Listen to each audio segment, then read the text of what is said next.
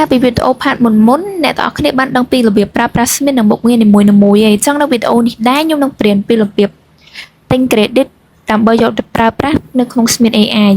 ចឹងដើម្បីទិញ Smith credit ត្បូងឡើយគឺអ្នកទាំងអស់គ្នាអាចចូលមកកាន់កន្លែងគណនីនេះហើយជ្រើសរើស credit និងកាបូបចុចពីលើនោះទៅអ្នកទាំងអស់គ្នាអាចមើលឃើញហើយថាសកម្មភាពរបស់អ្នកទាំងអស់គ្នាពីការប្រើនិងការ top up ជាដើមថាវាចំណាយប្រមាណ credit ទៅលើអីខ្លះហើយនឹងប្រាប់ពី credit ដែលអ្នកបានទិញសរុបនិងអ្នកបានប្រើសរុបក៏ដូចជា credit បច្ចុប្បន្នផងដែរអញ្ចឹងអ្នកទាំងអស់គ្នាអាចជ្រើសរើសបញ្ចូលទឹកប្រាក់ហើយអ្នកទាំងអស់គ្នានឹងឃើញពីមុខពី tab បុគ្គលនិង tab ក្រុមអញ្ចឹងសម្រាប់បុគ្គលនេះគឺកញ្ចប់ដែលអ្នកទាំងអស់គ្នាទិញមកដើម្បីប្រើរៀងខ្លួនមានន័យថាប្រើម្នាក់ឯងវាមានជាកញ្ចប់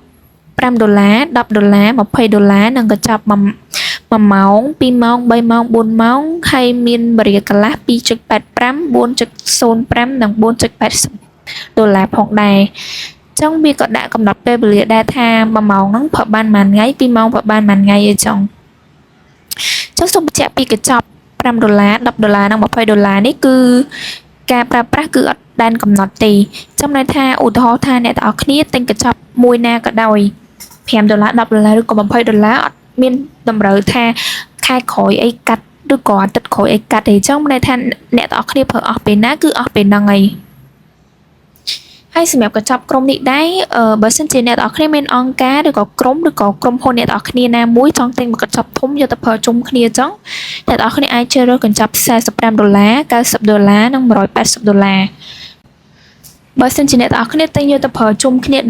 នាក់អីចឹងទិញកញ្ចប់នេះគឺចំណេញខ្លាំងមែនតើព្រោះថាបើគិតទៅវាគឺជាតម្លៃដុំហើយយើងទិញម្ដងគឺប្រើបានរួមគ្នាយើងអាចបង្កើតជា workspace មួយហើយហៅពួកគាត់មកប្រើជុំគ្នាដក credit រួមចេញពីកន្លែងហ្នឹងព្រោះថាតម្លៃមួយនៃកញ្ចប់ហ្នឹងយើងគិត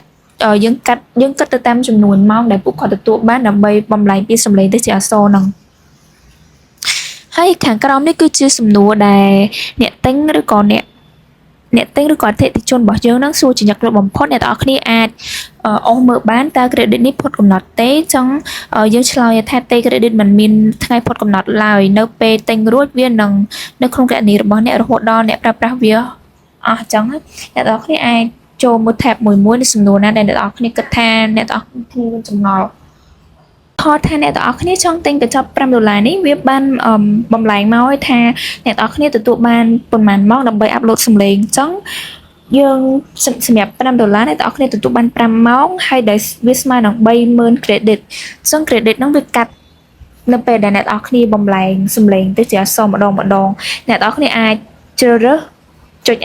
premium ប៊ូតុងនេះហើយអ្នកទាំងអស់គ្នានឹងចូលមកកាន់កន្លែងទូទាត់ហើយជើងបើកន្លែងនេះអ្នកទាំងអស់គ្នាមានកូដ promotion អីអ្នកទាំងអស់គ្នាអាចដាក់តាមនឹងបានតែបើអត់មានទេអ្នកទាំងអស់គ្នាអាចចុ